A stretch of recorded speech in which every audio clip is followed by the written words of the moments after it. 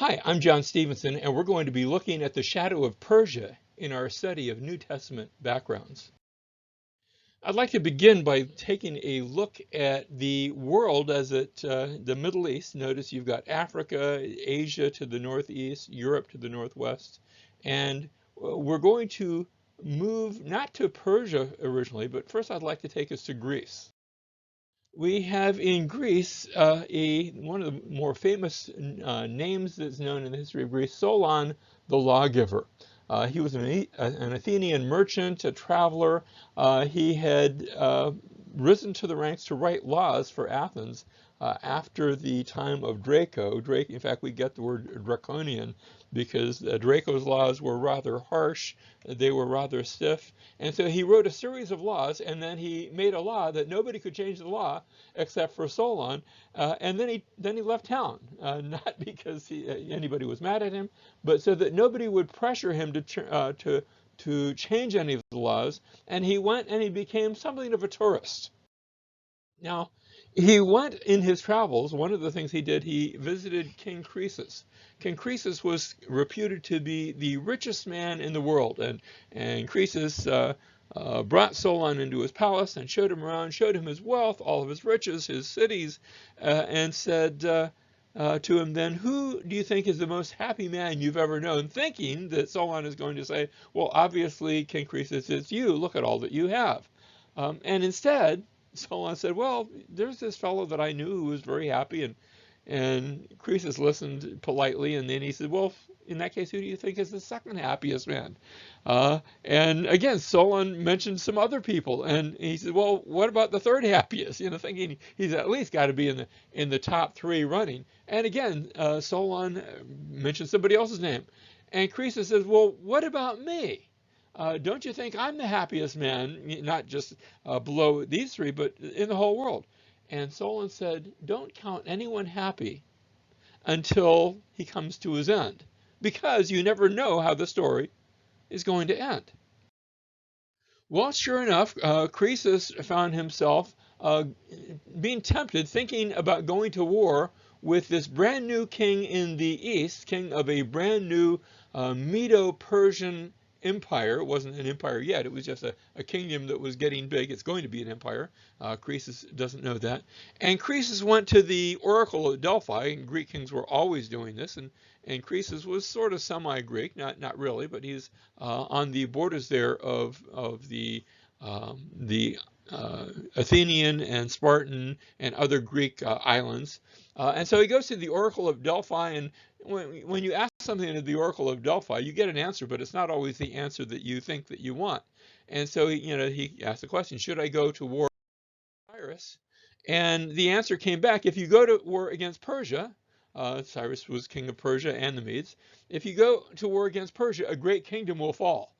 And of course, Croesus just assumed, well, that means I'm going to win. And that's not what the oracle had said. That's the way he interpreted it. And so he goes to war against Cyrus, and he loses the battle. And not only does he lose the battle, but he returns home with Cyrus hot on his and so Croesus comes back to his capital at Sardis, and Sardis is a wonderful place. As I took this picture, I'm standing actually in the city, but looking up at where you see those fortifications right up on the top of that ridge. There's this long, narrow ridge, and the citadel, the fortress where you would go if you were being attacked, you could retreat to there. And because Cyrus was following him all the way to Sardis, King Croesus went up to that citadel, and he took all of his people and all of his gold and his possessions and food and water, and they had enough to just last almost a lifetime. Things were good. And Cyrus comes up and surrounds the citadel, but he can't capture it because you'd have to be a mountain climber to climb up that very steep rock, and then on the top of it there would be walls of the city. And so Cyrus was down below, and Croesus was up on the citadel, very comfortable. And things got a little boring, so boring that one of the soldiers sitting up on top of the wall, up on top of that citadel, fell asleep at his post. And you know how when you start to fall asleep, your head nods a little bit, and his head nodded a little bit, and his helmet fell off all the way down to the bottom, of that steep cliff. And the soldier was a little embarrassed, and he looked this way and that way, and nobody had seen him. And so, rather than get punished for having dropped his helmet, he climbed over the wall, and there was a hidden path. You can't see it from down here, but there was a hidden path, and he made his way down the cliff and got his helmet and back up the path and back over the wall and took his place, thinking, nobody saw me. But Cyrus had seen him. And Cyrus said, well, gee, if it was that easy for him to come down and get his helmet, it will be that easy for myself and my soldiers to go up that hidden path and capture the city. And that night, while everyone slept, that is exactly what Cyrus did. Now, this comes into our understanding of the New Testament because many hundreds of years later, in Revelation chapter 3, Jesus writes a letter to the church at Sardis, the same place. And he says to the church at Sardis, wake up! Spiritually, wake up! And it's sort of a throwback. It's a reminder of something that happened while people were sleeping way back in the days of Croesus. Don't you do the same thing, spiritually speaking, in this New Testament era. Well, the rest of the story, Croesus was captured, and Cyrus was going to have him put to death, and they took him his throne and put it with a big pyre on it. Notice in the picture here, a slave is getting ready to set the pyre on fire, and he's going to be burned to death. And Croesus sits there saying, "Oh my goodness, Solon was right." And Cyrus says, of course, Cyrus can't speak Greek, so he said, "What did he say? Will somebody translate?" "Oh, he said that Solon was right." Well, who's Solon? Well, Solon was a wise lawgiver who gave him some advice. Don't count anyone happy until the end comes, because you never know how it's going to end. And Cyrus says, my goodness, those are wise words. I want you to release Croesus. He's no longer going to be king. From now on, he's going to be one of my advisors, because he has learned some wisdom, and maybe he can teach me some wisdom. Now, that's the way the story is told. Don't know if it's true, but that's the way the story is related by Herodotus, one of the Greek historians. Incidentally, the rest of the story goes that meanwhile, the Persians were burning the city of Sardis, and Cyrus turns to Croesus and says, "What do you think about that? They're burning your city." And Croesus says, "Oh, my lord the king, they're not burning my city. It's not my city anymore. You've captured it. It's your city. They're burning your city." And Cyrus says, "Oh, I don't want them burning my city." And so he orders the city to be spared and the fires to be put out. And so that when we get to the New Testament era, Sardis will be there as one of the cities, and one of the cities where the church grows. Now, what had been reflected here was this idea of hubris. Outrageous arrogance. And it was a lesson that the Greeks talked about, and I think it's a lesson that we see in the New Testament, well, I'd say Old and New Testament, this lesson of course, the opposite of hubris would be humility. So hubris, in a sense, is pride. Now, our story now moves to Belshazzar. Belshazzar was the regent at Babylon. He had been left in charge while his father went on sort of a sightseeing tour. And next, Cyrus comes up against Babylon. Again, a story is told in the Bible how Belshazzar is having a big party, not really paying attention to the goings-on outside of his kingdom, or even to Cyrus, who's actually approaching. And Belshazzar has sort of a vision. He sees a hand writing on the wall. This is Daniel chapter 5, tells the story.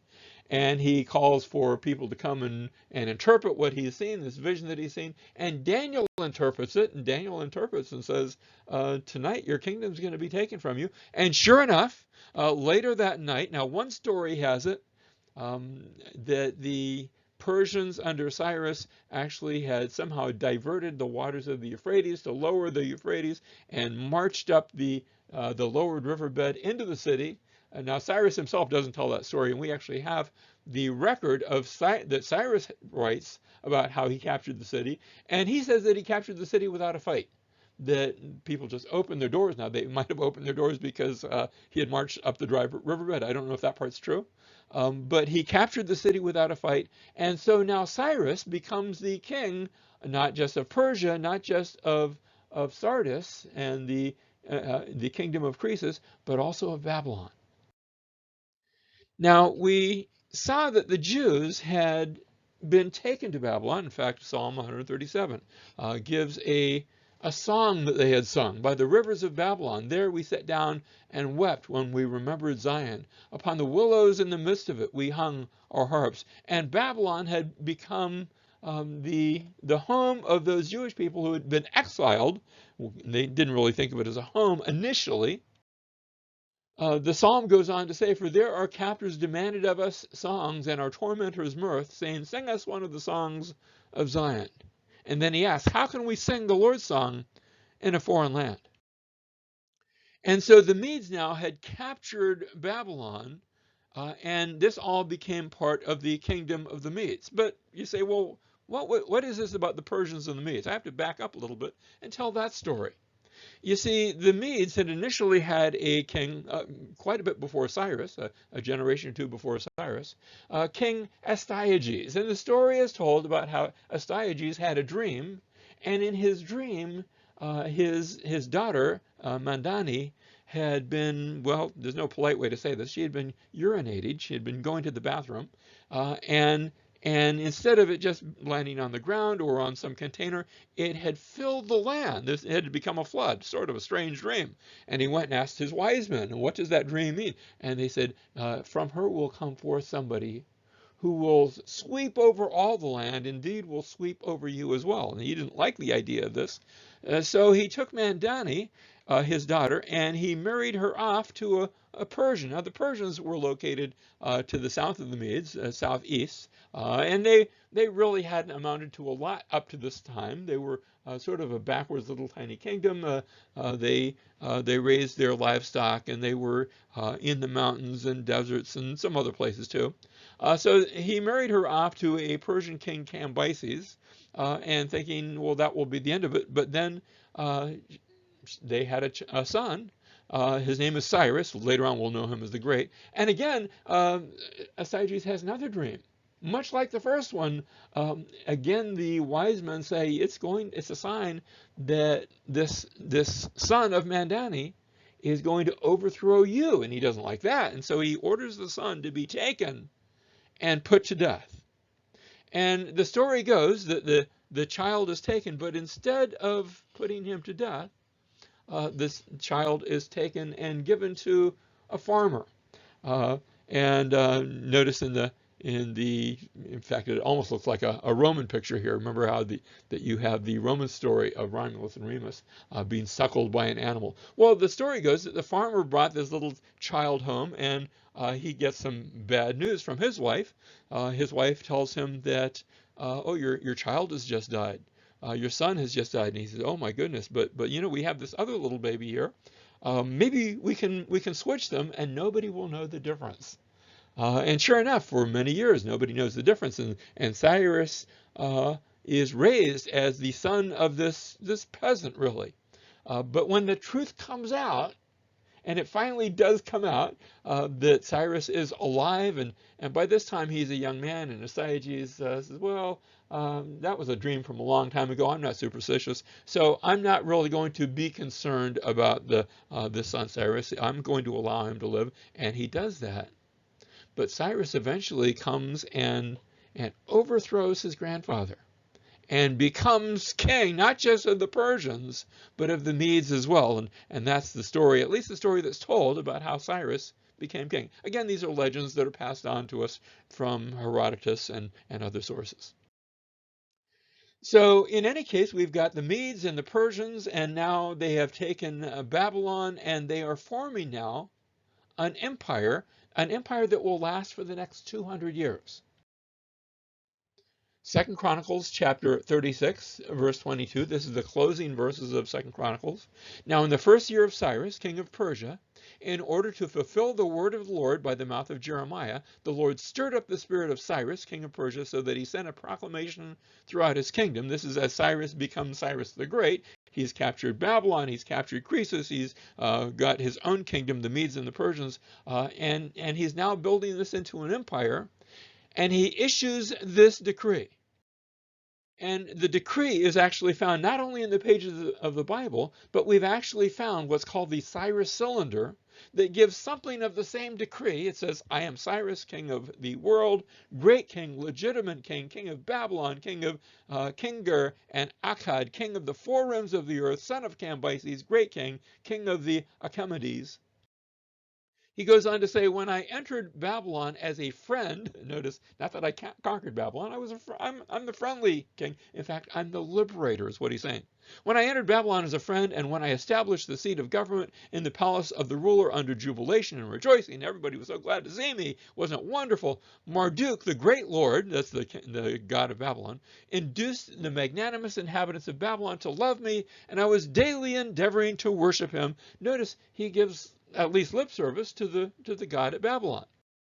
He goes on to say not just the god of Babylon, but also the gods of Ashur and Susa, Akkad, Eshnuman, the towers of Zamban, of Meturnu, Dar, as well as the region of the Gutians. In other words, he's going to be everybody's friend.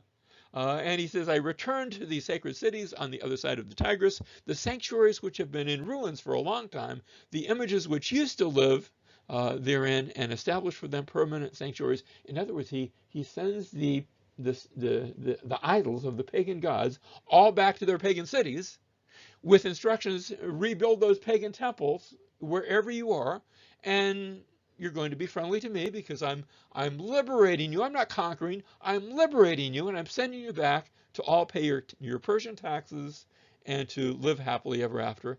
And he does the same thing to the Jewish people. He sends them back as well.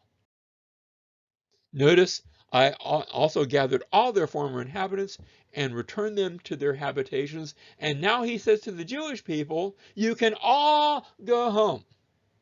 Of course, by this time, it had been quite a number of years since the Jewish people had been scattered, and they built homes both in Babylon and in Susa and other places.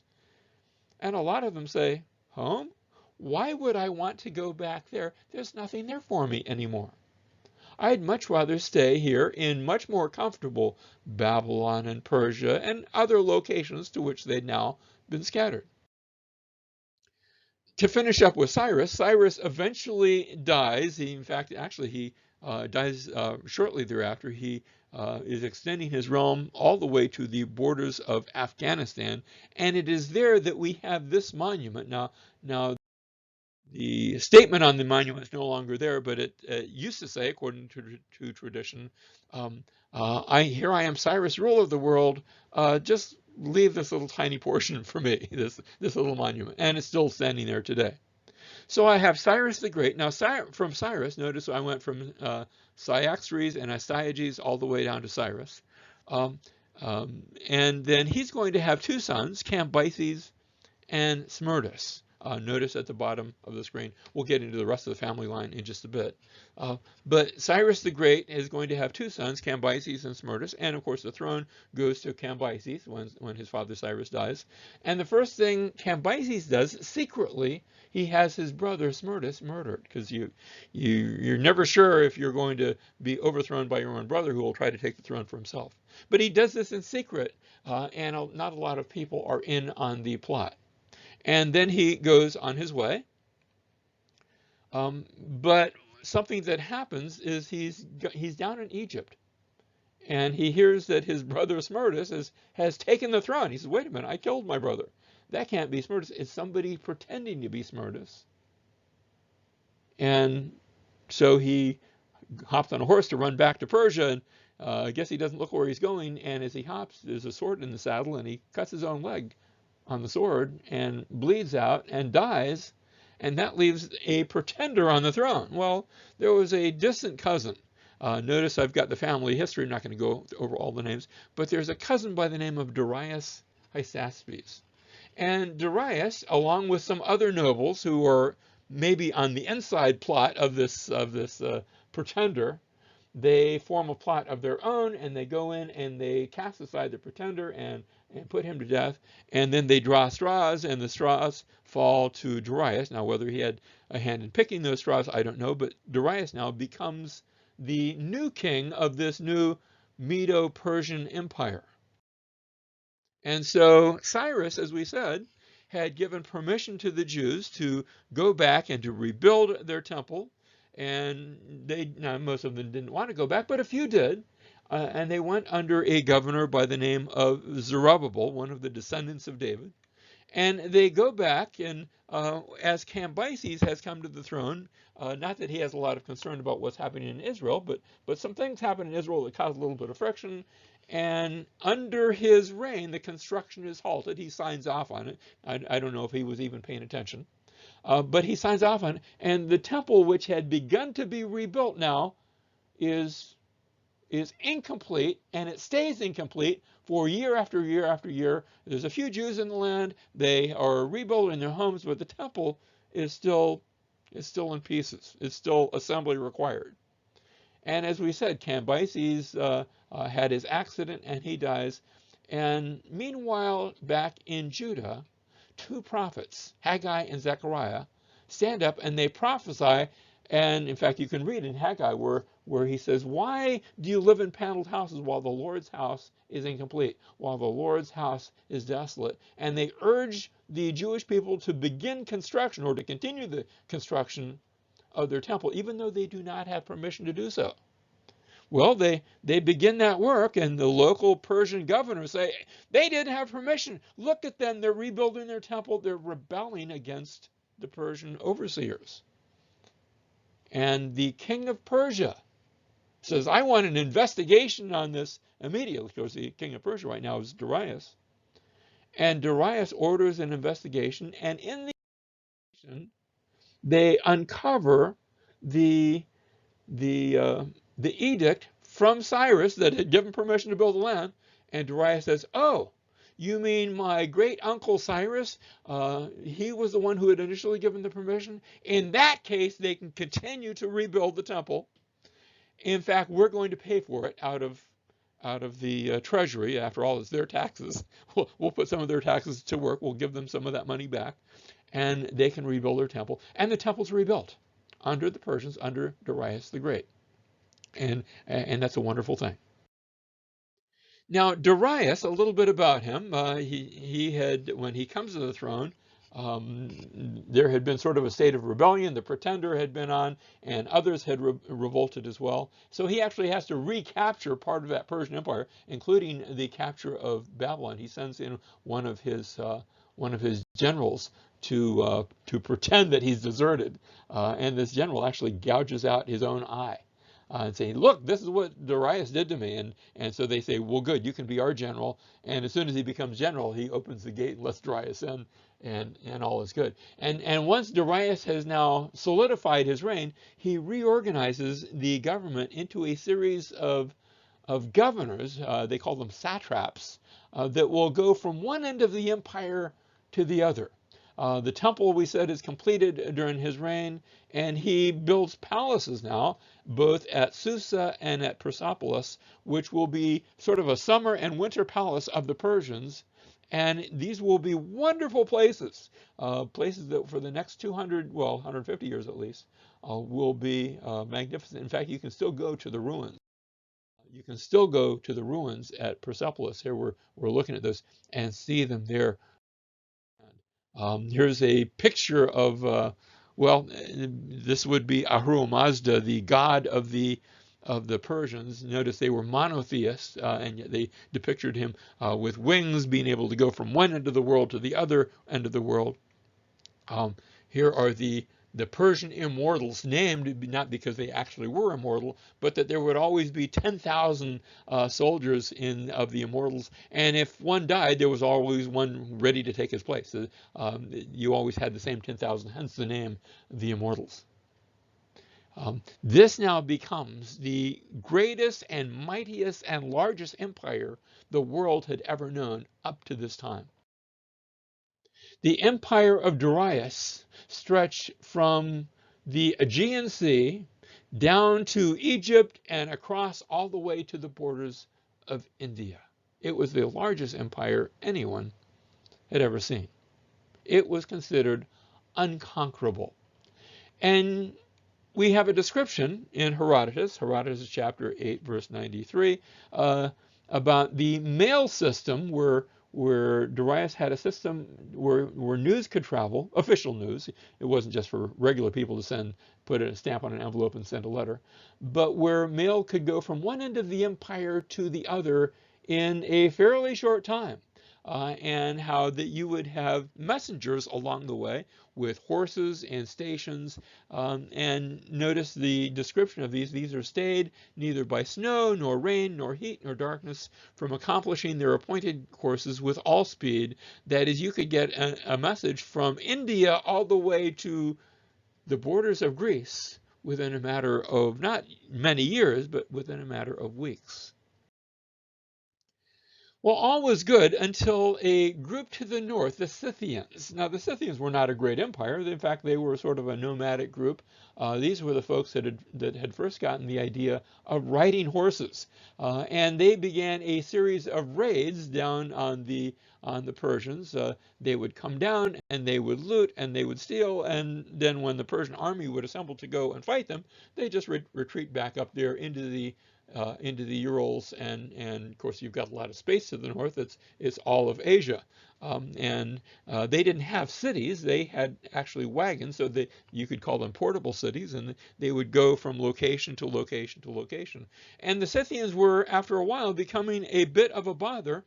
And so Darius concocted a plan. Now, notice he would try to chase the Scythians, but they would just retreat, and he could never actually catch them. So he decided he would develop a plan to come against them, not head on, but instead that he would come around, notice across the Hellespont, and around those areas that today we think of Romania and Ukraine, and come up against the Scythians from behind.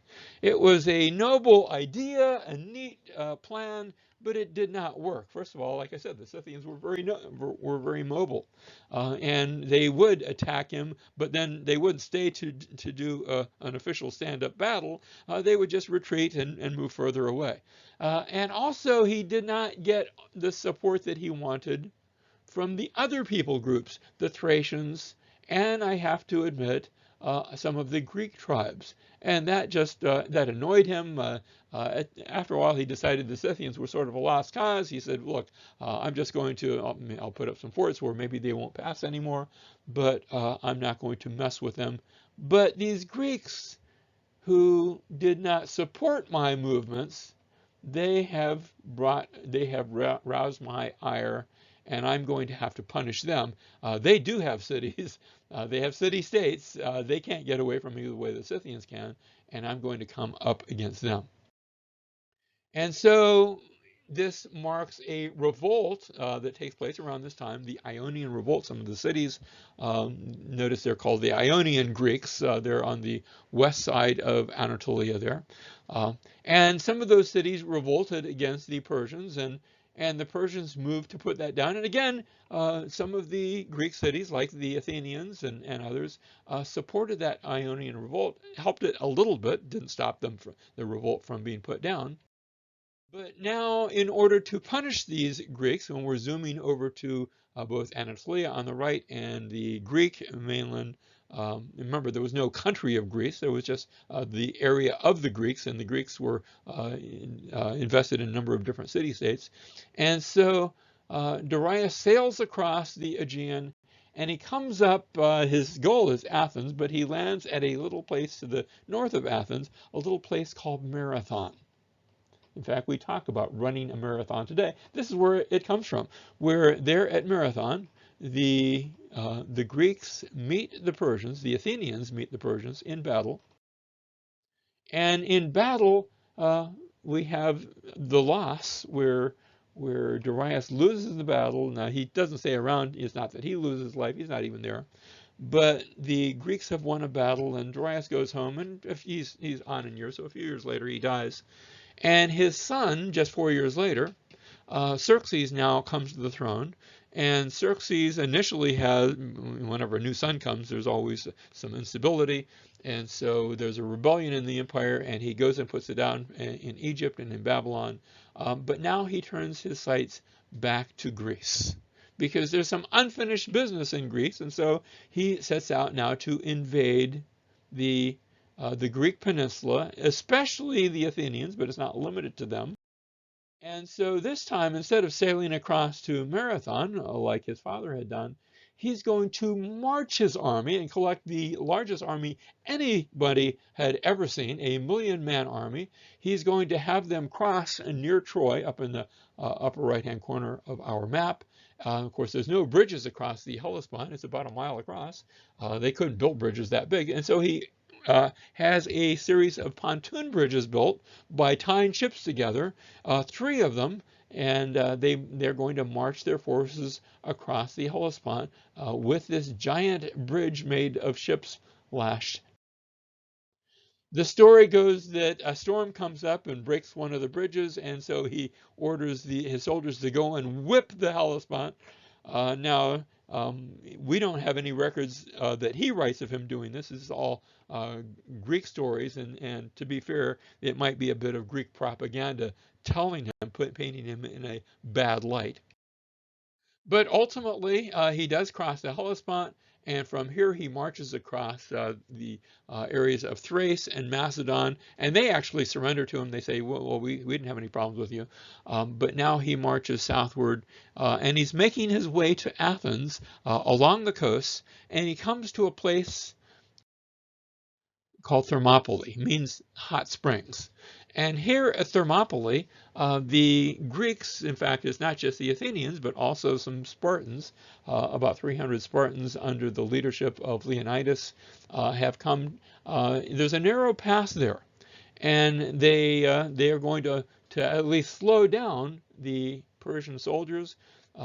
Unfortunately, a Greek renegade shows them a pass through the mountains, and they bypass the Spartan resistance and come up behind it. There had been some other troops there as well, but the Spartans sent most of them home.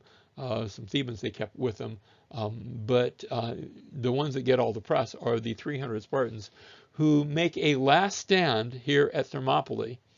It's a story, and if you go to Thermopylae today, there's a big statue there of Leonidas, the king of the Spartans. Always had two kings, so one of the kings of the Spartans, who was there leading that contingent of 300 as they withstood the Persians. Here's a picture today of that path. It's a little bit wider today. We got to remember that geography changes a bit over 2,000 years of sea levels rising and lowering and things like that, and also just erosion. But that's still the path. Notice you can see the harsh mountains, and finding a path around that would be no easy feat. And here was the place where Leonidas and his 300 are finally overwhelmed by the Persians, who now march on Athens, and they capture Athens and destroy it. And but all is not lost, because ultimately the Persians are driven from Greece. So some great stories there. More on that. See my class on world civilizations. We talk at length about the Greeks, but this isn't a class on the Greeks. I want to again continue with our New Testament background. The book of Ezra chapters 1 through 6 talk about Zerubbabel coming back and rebuilding the temple. We've already talked about that under the days of Darius. And then Ezra chapters 7 through 10 are about a second return that takes place under the scribe Ezra. Notice that these two stories are about 50 years apart. And in the middle of those stories are the book of Esther. They actually, so if we wanted to go in chronological order, we would go Ezra chapters 1 through 6, and then the story of Esther, and then Ezra chapters 7 through 10, which takes place around 458, 457, somewhere around there. I don't want to be too exact. And then finally, we have the book of Nehemiah that talks about Nehemiah coming and rebuilding, not the temple, that was already rebuilt, but the walls of Jerusalem, and that's the book of Nehemiah that tells that story. Now, one last story we want to talk about, again, doing the framework leading up to the story that's going to take us up to the age of the New Testament, and that's going forward a few generations of Persian kings. And I have a Persian king who actually dies, and two brothers now who each seek to be the king of Persia. They're going to have something of a civil war at Cunaxa. And one of these brothers has hired some mercenaries. some Spartan mercenaries, but in this group of Spartan mercenaries, there's also a Athenian sort of warrior mercenary as well. His name is Xenophon. He's the one who tells the story. And so the two brothers, with the one having the Spartan mercenaries, meet at Cunaxa to the north of Babylon on the Tigris River, and they fight sort of a semi-epic battle. Actually, if Xenophon hadn't written about it, I don't know how much we would know about the battle. And the mercenaries carry the day. Unfortunately, the Persian brother who they've been fighting for is killed in the battle. And that didn't go so well. So here they were fighting for one brother. He dies. Their employer has just died. And so they say, well, what do we do now? And their generals are invited to the tent of the other Persian noble, the other Persian brother who's now going to be king of Persia. And the generals are invited in to sort of parley and maybe see what kind of terms they can come to. And they are set upon, and they are all murdered. And so now is a group of Spartans and one Athenian who are far behind enemy lines, and they have no more leaders, and they're at a loss of what they're going to do. But they're Greeks, and so Greeks are used to thinking outside of the box. And so what they do is they hold an election, and they elect the Spartan by the name of Xenophon to lead them. And he does, and he going north, Xenophon leads them out from the area of Cunaxa, all the way up the Tigris River, moving uphill through the mountains of what was called Urartu back in that day to the shores of the Black Sea. And from there, they are able to make their way all the way back home. And what they have done is fought through hostile territory. It took them months to do this, but they fought their way through hostile territory all the way back home, and the Persians were powerless to stop them, try as they might.